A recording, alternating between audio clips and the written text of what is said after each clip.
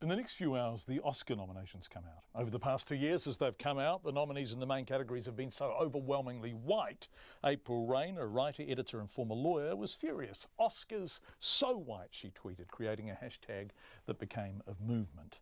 Now, with films like Hidden Figures and Moonlight on the big screen, will the Oscars be less white? Well, April Rain says yes and no. It is with respect to films that reflect the Black experience. But let's remember that Oscar So White is not just about race.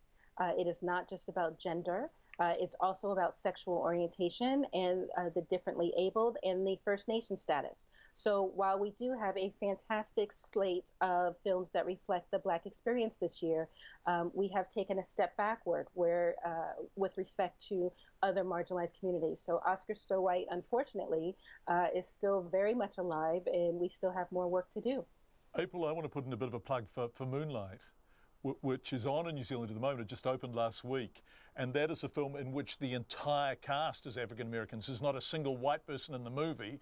And also at the centre of the movie is the narrative around the main star and his gayness. And it is a beautiful movie, isn't it? It's a fantastic film. And I was really, really happy with all facets of it. I think Barry Jenkins, as the director, did a phenomenal job. Remember, this was an independent film, so it was made for a much smaller budget than many of the other films that you probably have seen this year. It also cast some actors who were relatively unknown.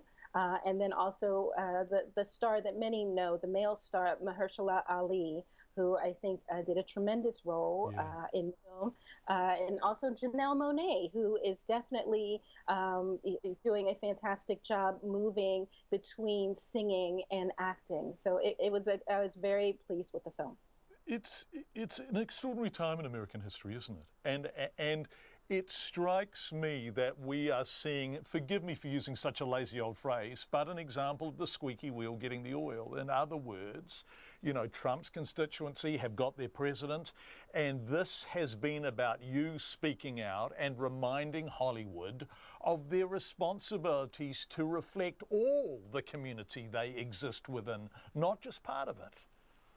Well, I think that's exactly right. And what we see is that this benefits Hollywood as well. So if you want to talk about another movie that reflects the Black experience, Hidden Figures was #1 in the box office for 2 weeks in a row, which is unheard of for a film of this caliber that stars 3 Black women. We've just never had that before. So diverse stories sell tickets, and that really is the bottom line for Hollywood or for any corporation, really, right? What is going to be the bottom line financially? And so I hope that the success of Hidden Figures and Moonlight and some other movies will spur Hollywood to continue to make these changes, not only with respect to films that reflect the Black experience, but we still have a long way to go. So where is the romantic comedy that stars 2 people from the LGBTQIA community?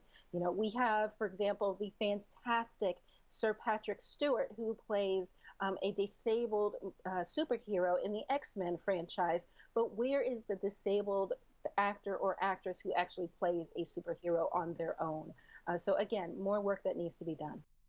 April Rain, the woman behind Oscars So White, who's been a regular guest on Checkpoint over the past year or so. Wonderful company. That film Moonlight, extraordinary.